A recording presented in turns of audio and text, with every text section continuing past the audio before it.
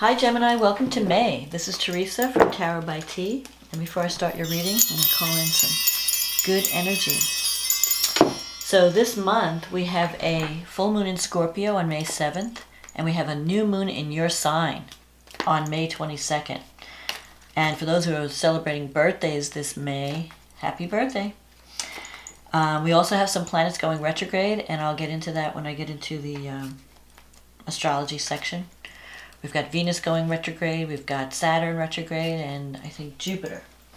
So and plus Pluto went retrograde in April. So this summer is going to be this is the year of retrogrades, but especially this month, since 3 planets are reversing their direction or apparent direction.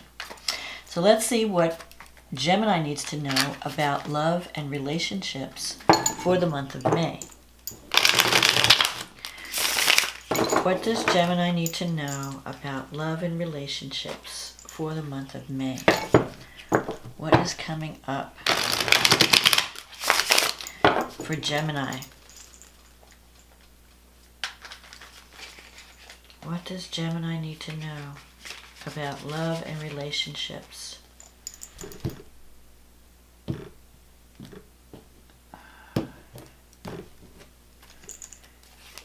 The 8 of Wands,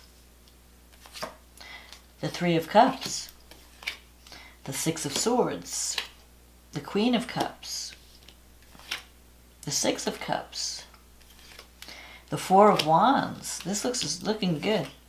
The Temperance, the 6 of Pentacles, the Page of Cups, and the Wheel of Fortune. Oh, wow. Okay, so this is looking good, Gemmy. 8 of Wands. The 8 of Wands is a card of things are going to start happening, news, messages coming in. The 3 of Cups, sometimes that could be a third-party situation, but it could also be celebration. Feeling supported by friends and family. You could be choosing, though. I am seeing some cards here where some of you might have with the 6 of Swords here, you might have decided to leave something behind for something better. 6 of Swords is a card of moving on. Because and this is a past decision, this is in the past. So you may have decided that a relationship wasn't working and you needed to just move away from it. And so there could be some new developments coming up in May where you're creating, there's some exciting things happening. You might even be reconnecting with someone from the past. Now, sometimes the 6 of Swords can mean moving away from a difficult situation, negotiating a difficult situation.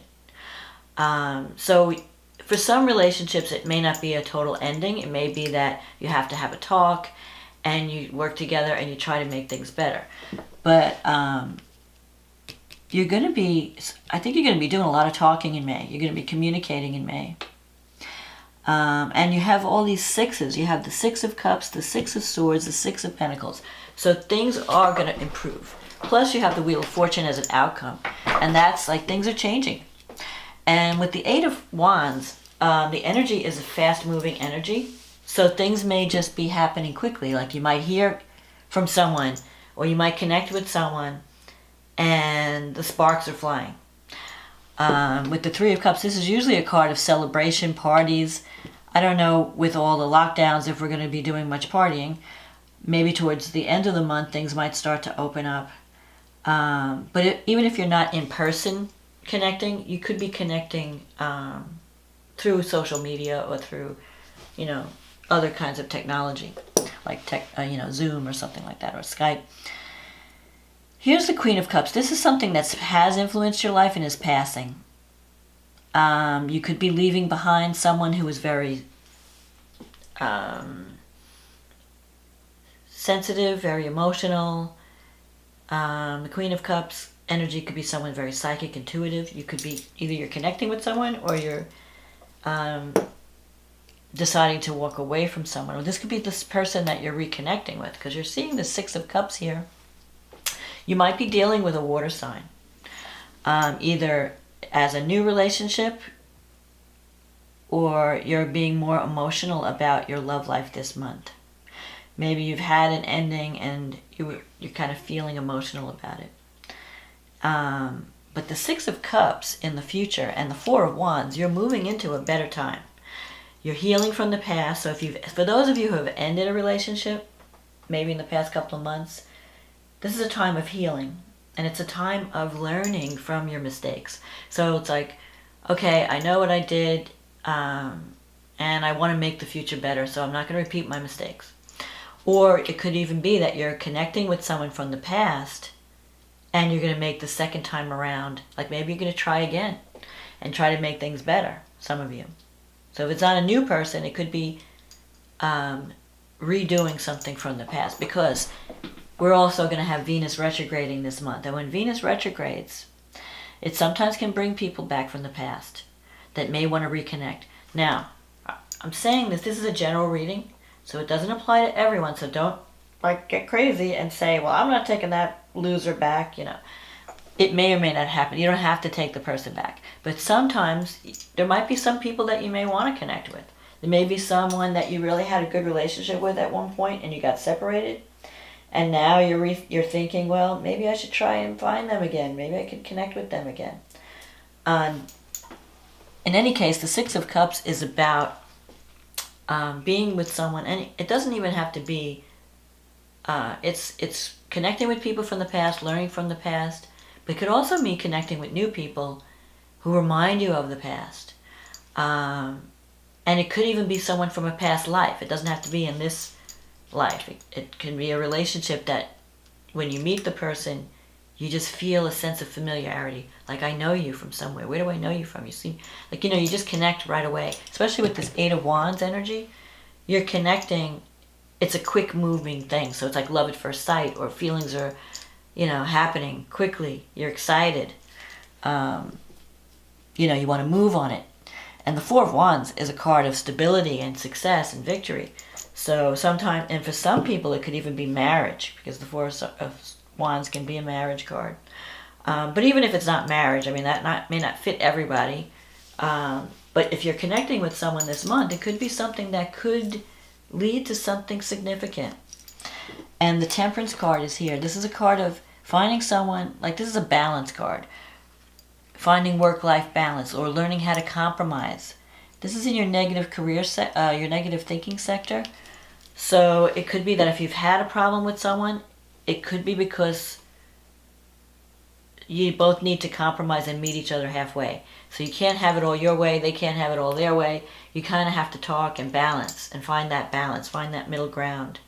So, because the Six of Swords is also about negotiation. It's an air card, so it's about mental processes. So you may have to use your mind to get yourself out of a jam, and use your communication skills, which you are excellent at, by the way, to find some kind of diplomatic solution. Now, you have the Six of Pentacles in your environment. That comes up a lot of times when in a relationship, one person's doing more giving than the other person. Like, one of you might be giving more and not getting enough back in return. Maybe that was the problem from the past. And you decided, hey, I'm not going to put up with this anymore. I want a relationship that has more of an equal, you can't always get 50-50, 60-40, and, relationships change. Some days it'll be 60-40 in your favor. Some days it'll be 60-40 in someone else's favor. But if you're involved in a relationship where you've been doing a lot of giving and you haven't been receiving your due, you might decide to walk away from that. And the potential for you to find something better is very strong in May. This is also a card of someone who's very giving. So you have to learn also how to say no, and sometimes you have to give to yourself as well as others. So this card is a card of also, these two cards kind of relate to each other because they're about balance. If you could see, I don't know if you could see in this card, there's scales in this card as well. So you could be connecting with someone who, maybe it's a Libra even, someone, another air sign like yourself. But I don't like to get into specific signs because people can have, the sun sign in one sign, and then they could have the moon in something else.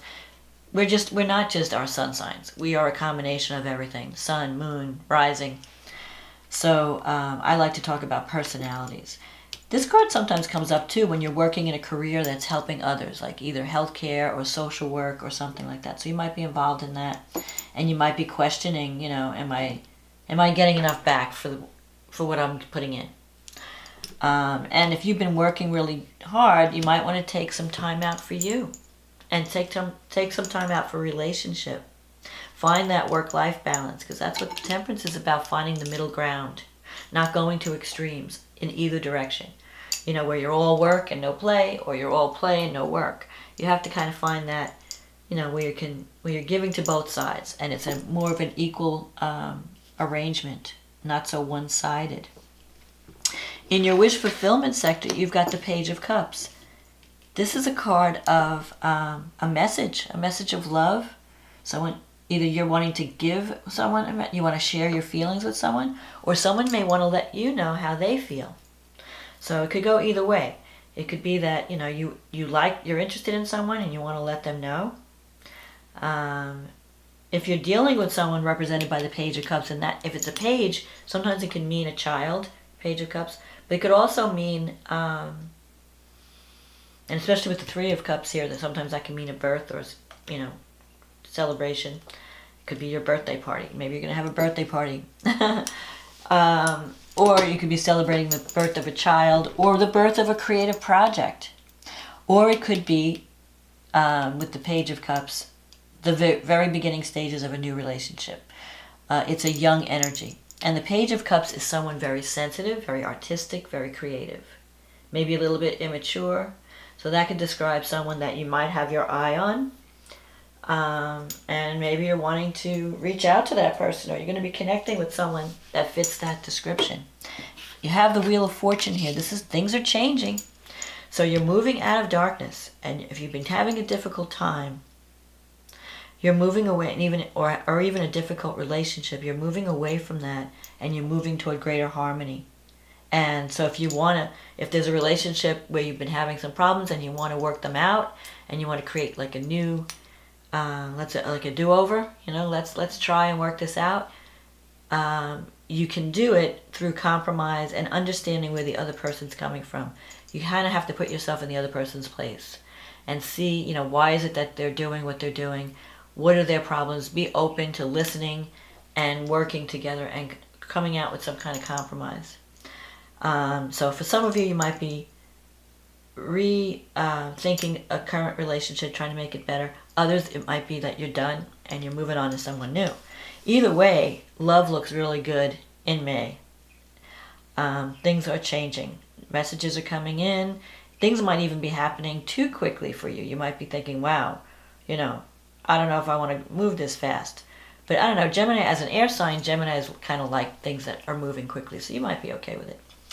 Let's see what the stars have to say. So the full moon is happening on May 7th, and it's in Scorpio. Something is coming to completion at this full moon, and something is being revealed at this full moon, and it's happening in your 6th house. And that's the house of your work environment, co-workers, your day-to-day job. And the 12th house is things that are hidden. So if anybody's been hiding information from you, because the sun is conjunct Mercury, which is your ruling planet, you're going to find out about it. News is going to come out. The truth is coming out at this full moon, because there's so much with Mercury involved that I almost feel that and especially with the 12th house. The 12th house is the hidden. It can represent hidden enemies, or even your own blind spots, things you don't even realize you're doing.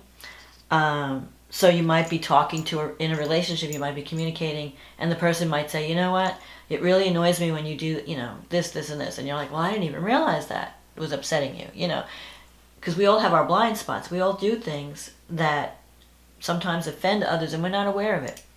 That's going to come out. 6 and 12 is work, but it's really work, and 6 could be health. So you might be completing some kind of health regimen. You might be finding out if like with the 12th house, that has to do with psychological blocks, fears, self-sabotage. So if there's anything, if you're working against yourself, you're going to realize that too. It's a wake-up call. It's kind of waking up and realizing, you know what, I really need to look at this and I need to heal this or fix it. Mars is going to be squaring this full moon because it's going to be in Aquarius, and it's in your 9th house. That's the house of travel.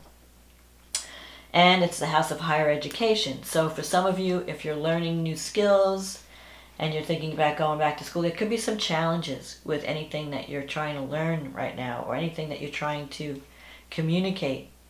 If you're dealing with people from a distance, there could be some challenges. But Mars in the 9th house usually means you're taking action.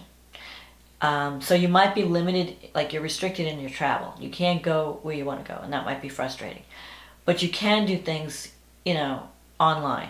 So if you're in the middle of an educational program, you're teaching or learning, it may be a little frustrating because Mars is squaring the full moon. So, but you can get around it. But you're really concerned about teaching, learning, foreign, travel. Sometimes it could be legal issues in the 9th house. So if you're breaking a relationship or a marriage, you might be having some unexpected legal snags. Neptune is in your 10th house. And Mars is, this full moon is squaring. No, it's not squaring. What am I saying? It's trining Neptune. I'm sorry. So this full moon is trining Neptune in your 10th house. And Pluto's in Capricorn. The moon is a little bit far away from Pluto and Jupiter, but it will, after the full moon, it's going to move forward, and then it will connect with, it will trine, it will sextile, the moon will sextile Pluto and then Jupiter in Capricorn, in your 8th house. So if you have any issues around finances, like if you're expecting some kind of payout or insurance settlement or some kind of money coming in, it may be a little bit delayed, but it will complete this month. So things should be settled. Neptune in the 10th house, and when Pluto and Jupiter come together, that's like the wealth card. So if you're having any kind of financial problems, money is going to be coming in because the moon is going to be, and the sun, this full moon, the sun will be trine Pluto and Jupiter, and the moon will be sextile. And Mercury will also be trining. So you might hear some news about some kind of payout or money coming to you.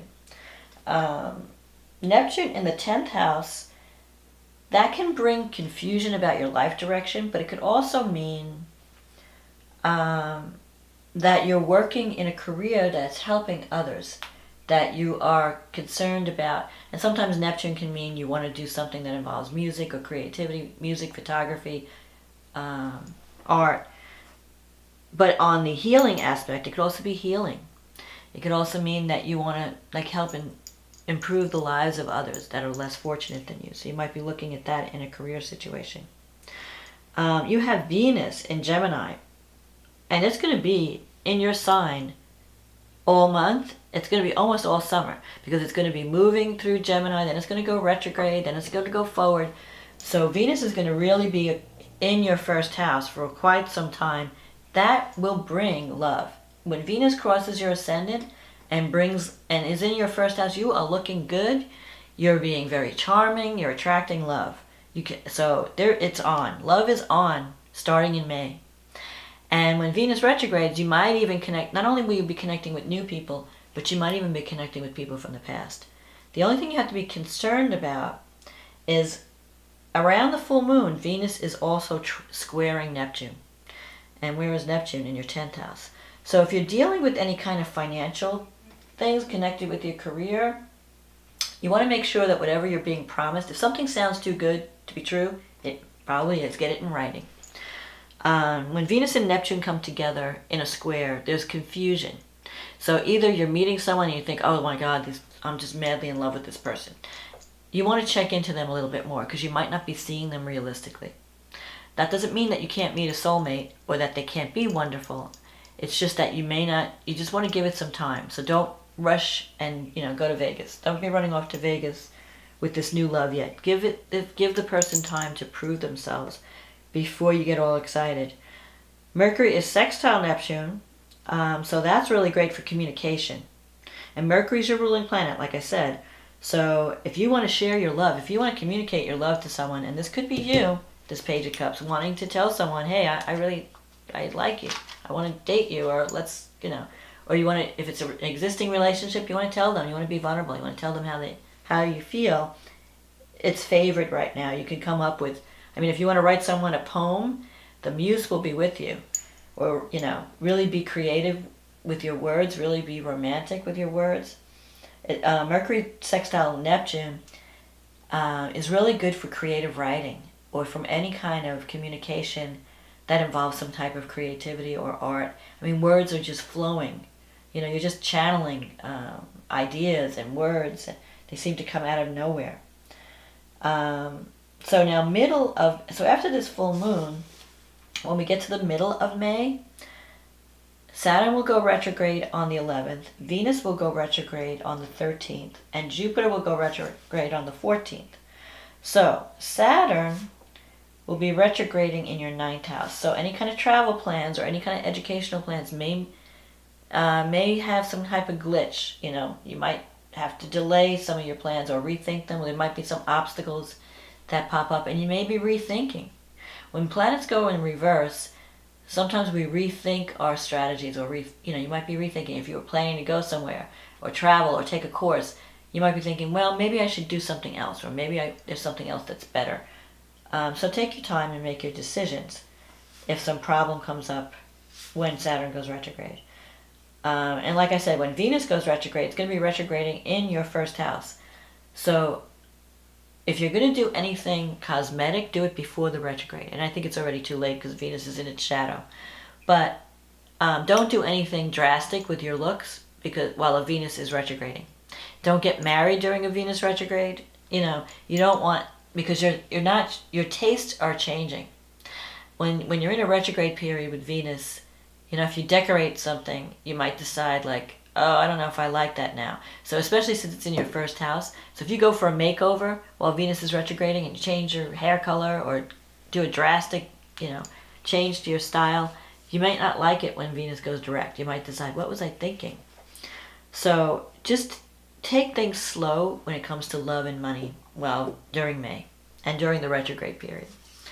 Jupiter, where is Jupiter in your chart? Jupiter is in the 8th house.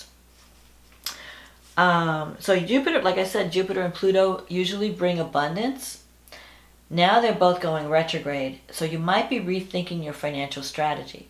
So if you were expecting, let's say you're applying for a grant or you're applying for a loan from the bank, things might be slowed down. And maybe now, with certain conditions are changing, you might be thinking, well, maybe instead of doing this, I want to do that. I want to rethink my financial strategy. I want to rethink where am I getting supported financially? Because the 8th house has to do with the support that you get from others. It also has to do with intimacy and confronting your fears and your demons around going deep in a relationship. So maybe you have some work to do before you can really commit to someone. It's a good time to really look at that. Look at, how am I avoiding intimacy, or am I afraid of it? Question those things. Do I have problems with self-worth? Do I have a problem receiving love or giving love? These are some questions that might come up while Pluto and Jupiter are going through your 8th house, especially retrograde. It's a time of rethinking and reclaiming your power, re-strategizing so that when they go direct, you can get an even greater benefit from them if you clean out the closet of your mind, So then we have your new moon, and the new moon in Gemini is on the 22nd in your first house. So after you're seeing things at the full moon, you're seeing where you need to make some changes, and then you can feel like a new person with this new moon. And it's trining Saturn. So anything that you initiate at the new moon has the potential to be in place for a long time. That's why you have to do a lot of thinking. Don't rush into anything. Now this new moon is being squared by Mars. So you might be really busy at work. And if a great relationship comes in, you may not have time to deal with this person. You have to juggle work and love. You have Uranus is in your 6th house. So there could be some surprises around a career. And if you've been working too hard, you want to watch your health too, because you don't want to overwork and make yourself vulnerable to illness, especially now. So give yourself time to rest when you need it. But there could be some unsettled things happening in your work sector. Maybe you're thinking, is my job secure? Do I want to look for another job? I think for the most part you're going to be okay, but you might be questioning your life path and your life direction during this month because Neptune's going through the 10th house also. And with Venus and Mercury, they're going to be coming together around the new moon in your first house. They're going to be conjunct. So you're going to be really more communicative. You know, if you've been, I mean, Gemini is always the communicator. You're the storyteller. But you're going to be even more so, and I think it's because of love. You're going to feel really flirty, I think, in May.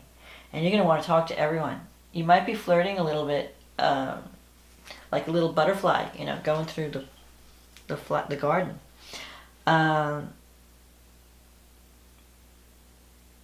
So it's a creative time when Venus is in your first house. You're going to feel like doing, just having fun. But you might not be able to have too much fun because of work, because Saturn in your 9th house, it may, I don't know, and Mars in your 10th house, you might be busy with work or learning. If you're learning new skills, or you might, there just might be a lot of obligations that you have to fulfill before you can have the fun that you want to have. So take care of your health. Don't overwork. But if you have a dream that you want to create, that you want to fulfill, Mars is going to give you that energy. It's just that Mars in Pisces is not very, it's not a strong sign. It's not strong in Pisces. There's like, you may not have the energy. You may feel like you don't have the energy to do everything you want to do. So take care, like rest when you feel you need to. But Venus conjunct Mercury in your first house should be good. The only thing is, like I'm saying, because also while Venus is squaring Neptune, Mercury is also squaring Neptune. So be careful about how you share information. Make sure that you're being very clear with people, because people can misunderstand you. Make sure if you hear news from someone else, there could be gossip, there could be news, make sure it's accurate and you're not reacting based on hearsay. Make sure that whatever is being communicated to you, especially around career matters, that they're being transparent, they're being honest. Because with Neptune, there could be some deception or, smoke and mirrors. So you want to make sure that if you're signing a contract especially, you want to make sure that you're getting all the facts and you're checking into everything. Because I don't like Mercury squared to Neptune. There's confusion, and it may not be even that someone's trying to deceive you. It just may be that they're saying one thing and you're hearing something else. Or you're saying one thing and they're hearing something else. So you want to really be careful around communication, especially because Mercury is your planet. It's your ruling planet. So just check all the fine print. Don't sign on the dotted line unless you're absolutely sure that the person's being transparent. So it's not what they say, it's what they do that counts. Just remember that. I tell that to everybody because, anybody could say, I love you. Anybody could say, oh yeah, we're going to pay you X amount of dollars. Come and work with us. If you don't have it in writing, it means nothing. So you want to, and you can tell how a person feels by the way they act more than what they say. So, but overall, Gemini, this is like a time of new beginnings for you. I really feel that you can change your situation. Things are changing, and you can start on a new path as long as you take the precautions that I just mentioned. Don't rush into anything. Check someone out before you commit. But love is on, and new beginnings are on. You may feel like a new person by the end of the month. You may feel a little bit more excited. If you've been feeling kind of bored and stuck in the mud, you might be feeling a renewed enthusiasm by the end of the month. So I hope you enjoyed this reading. And if you liked the video, please click on the like button, subscribe to my channel. Thank you everyone who has been supporting. I love reading the comments. I love doing the readings for people who have ordered private readings. And if you're new, welcome. And if you'd like a private reading, because this is general, it doesn't apply to it may not apply to everyone. Sometimes it fits your situation, sometimes it doesn't. But if you want a reading that's just specifically formulated for you and your situation, click on the link in the description box and we'll get you on the schedule, and